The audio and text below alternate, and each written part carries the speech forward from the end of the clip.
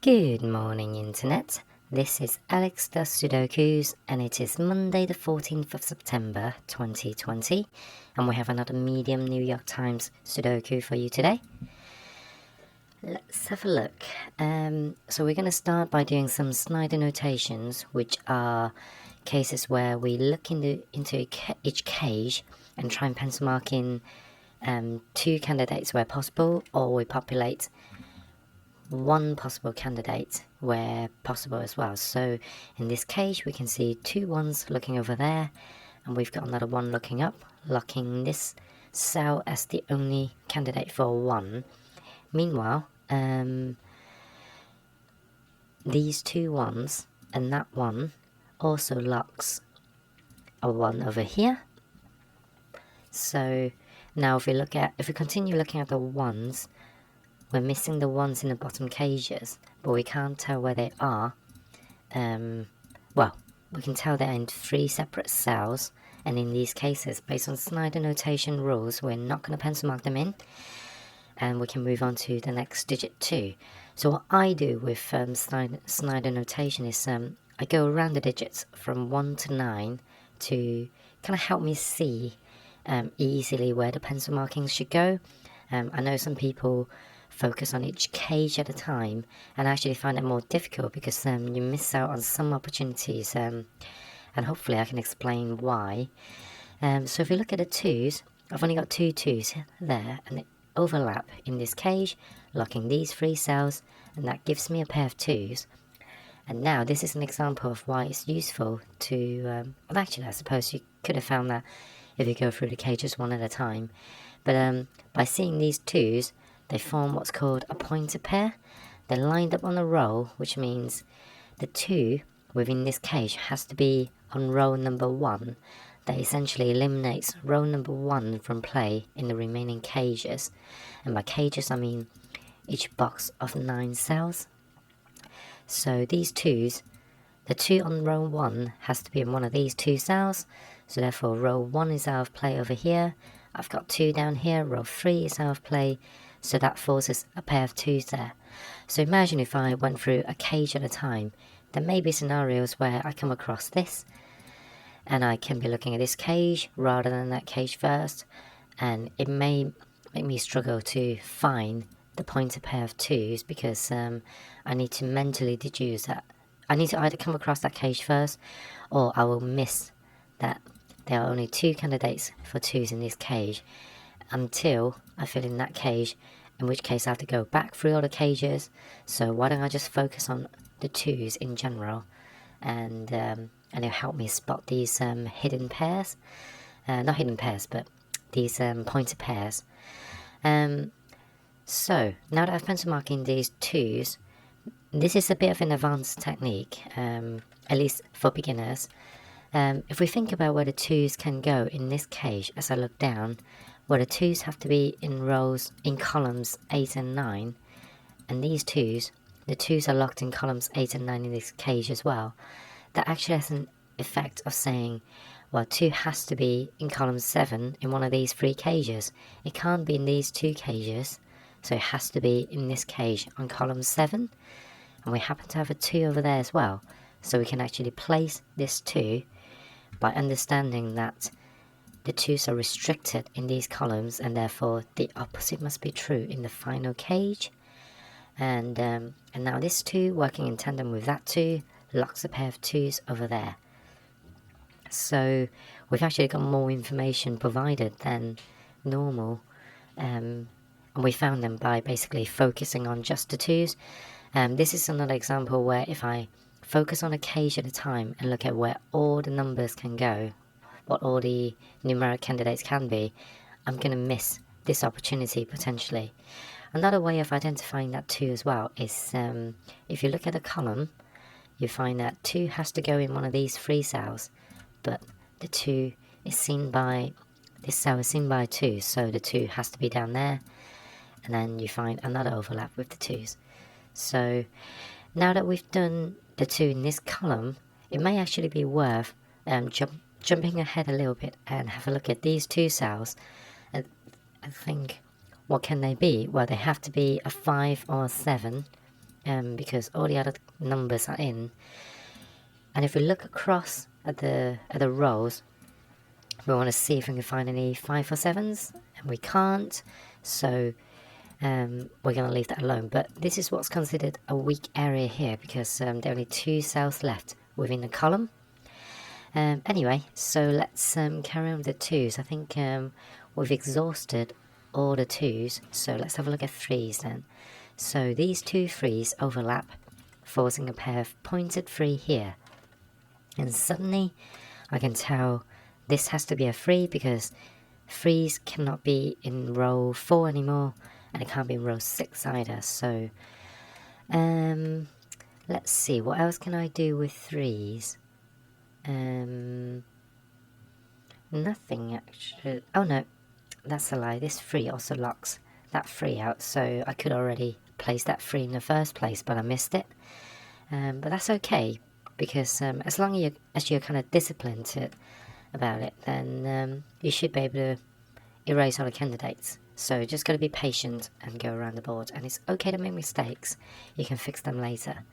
So let's look at the 4s.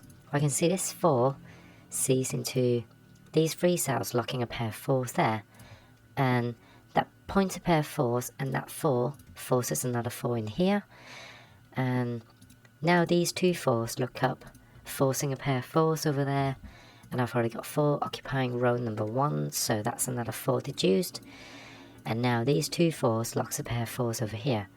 Now remember what we said before, when the candidates are locked in the same columns within 2 cages, then the 4 has to be locked in the remaining column on the 3 cages.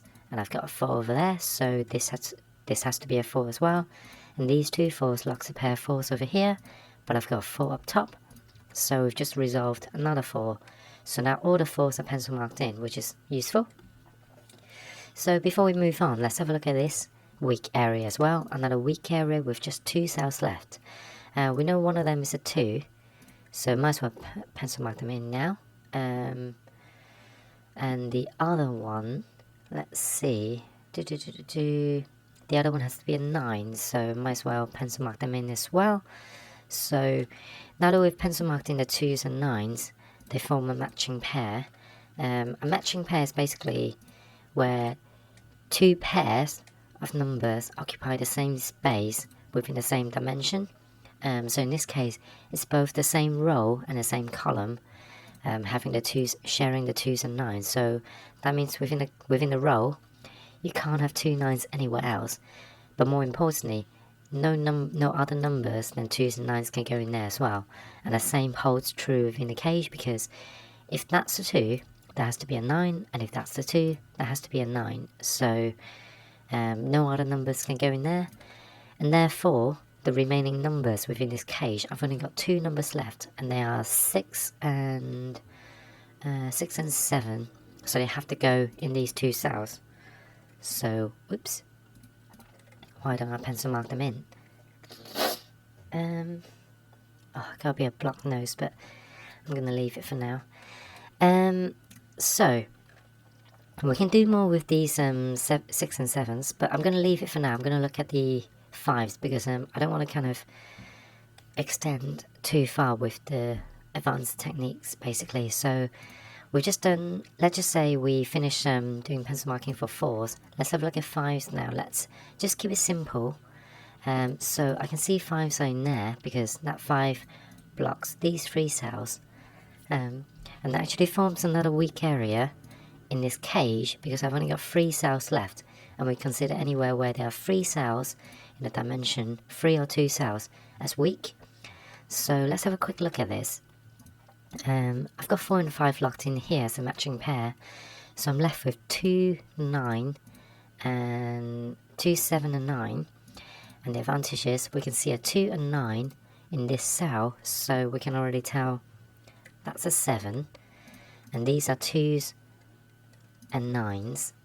So if those are 2s and those are 2s, then 2s must be down here as well, and I've got a 2 looking into that cell, so that's a 2. But also that has to be a 9 now, so We're getting quite far in this solve. I mean, we could have seen the 2s and 9s earlier when we filled in the 7 and 6s as well, because these 4 cells were... Oh, hold on. Did I place... No, I placed that 5 just now, so that would have allowed us to deduce that that's a weak area as well. So we have another weak area with just 2 cells left, both in the column and the cage, because remember, these 2 and 9 are matching pairs and they're out of play basically. So these are actually 6 and 8, and we can't tell where they are yet. So let's go back to the 5s and let's continue on. As we said, we're going to be disciplined and we're going to keep it simple. So these 2 5s locks a pair of 5s over here, thanks to this 5 as well. So now these 2 5s locks a pair of 5s down there because of that interaction. So that creates a pointer pair of 5s which looks back into this cage. So that can't be a 5 anymore, the 5 has to be over here.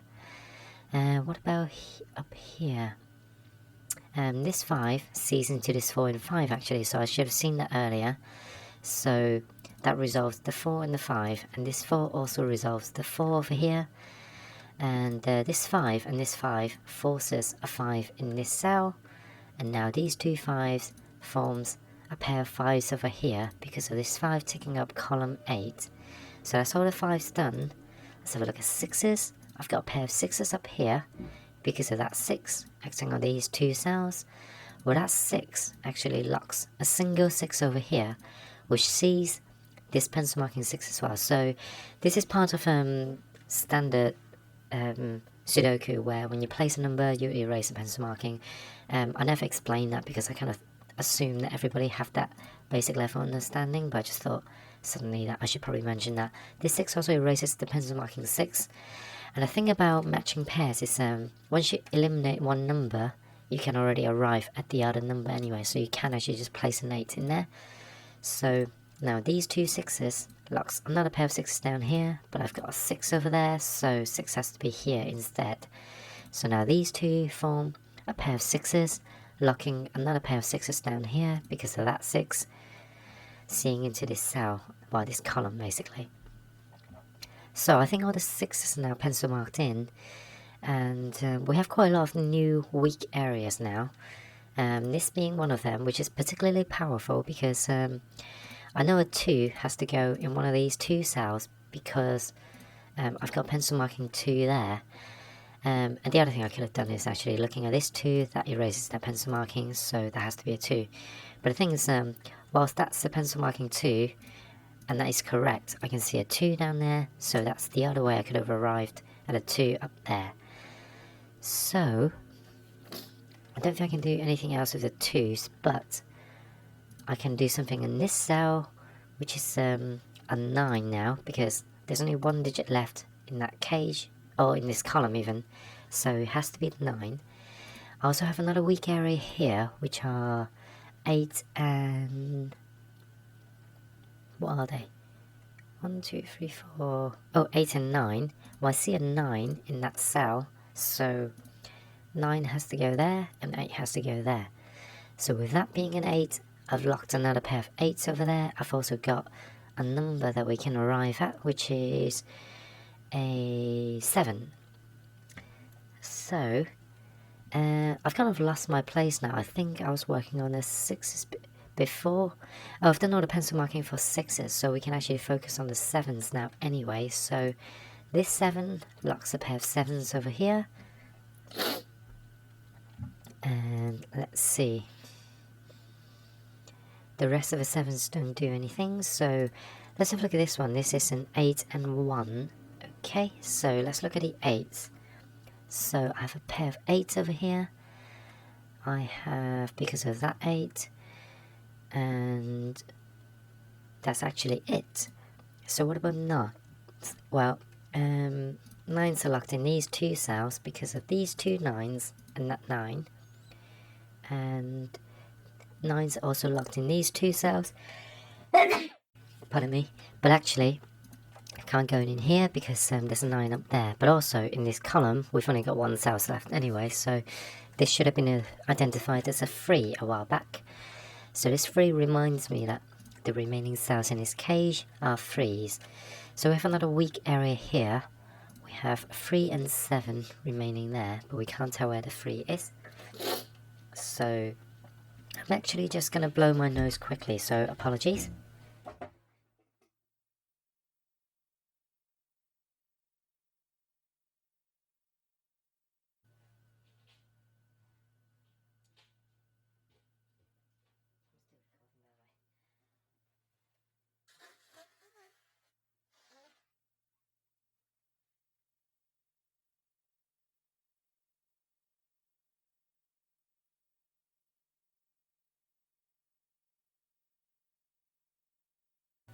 And I'm back. So, let's see. We've just done 9s, so we've basically done around a pencil marking from 1 all the way up to 9. And we've successfully pretty much filled in the entire grid. So now is probably a good place to just have a look around and look at all the weak areas now. So for instance, we have a weak area of 3 over here, a weak area of 3 over there, and see if we can actually deduce any of the numbers. So let's look at this one first because it looks quite barren. So I know 2 has to be one of the candidates. So what else are missing? We're missing a 1 as well. So 1, 2, and 1, 2, and 8 are missing. But I can't place any of them yet because none of the cells sees more than one number. This one sees a 1, so that's a 2 and 8. This one doesn't see anything at all, so there's 1, 2, and 8 as well as that. Oh, that sees a 2, so that's 1 and 8. So we can't actually deduce anything out of these 3. So what about the 2, 3, and 8 over here? I think it's the same story because I can't see any 3s or 8. I've got another weak area here. 1, 8, and 7. I can see a 1 there, so that's 7 and 8. And this is 1, 7, and 8. So we're not actually getting much luck out of this. This is 5 and 7.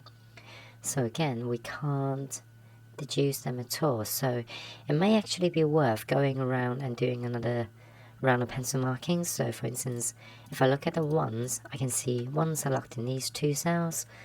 Can't do anything else with 1s, I don't think. 2s are all pencil marked in already. 3s I think are still missing some pencil markings. So I've got a pair of 3s over here, and that's useful. I've got these 2 3s and that 3 over there. So that means I've actually got a 3-6 pair there. If you see, the 3s and the 6s both occupy the same spaces. So therefore it's a matching pair of 3s and 6s. And what did we say before? If one is a 3, the other has to be a 6. And if this is a 3, that has to be a 6. So 5 can't go in there anymore. So in essence, when you find a hidden pair, when you find a matching pair, it pushes any other pencil markings out. So that is now a 5. So that can't be a 5 anymore. Instead, it has to be a 7. And that 7 is powerful because it forces 7, 3, and 8 to be resolvable over here. And suddenly, I think we're going to be cooking now. So we've got 3 remaining on this row. So this 3 sees down here, resolving the 3s and the 6s. And that 6 resolves the 6 and 7 over here. And that 7 also forces a 7 down here because of these 2 7s and that 7. So this 7 also forces 7 in there because that's the only remaining 7. So that's all the 7's done. Well, if we look in this cage, we're missing 2 cells, and I know one of them is a 1, and 1 sees into that cell, so that's a 1, which unlocks the 1 over here, which unlocks the 1 and the 8. So, and this is the other 8. So if that's an 8, then this has to be an 8 as well, because I've got 8 and 8 looking into these cells. So that also resolves the 2. So 2 and the 9 are resolved, and 9 and 5 are resolved. So what about over here? I'm missing a 2 and an 8. I've got an 8 over there, so that's 2, that's 8. And that 2 also resolves the 2 and the 9. And now we have finished today's New York Times medium Sudoku. I hope that's been informative. If you do find this useful, please like and subscribe for future videos as well. Otherwise, I shall see you tomorrow. Bye!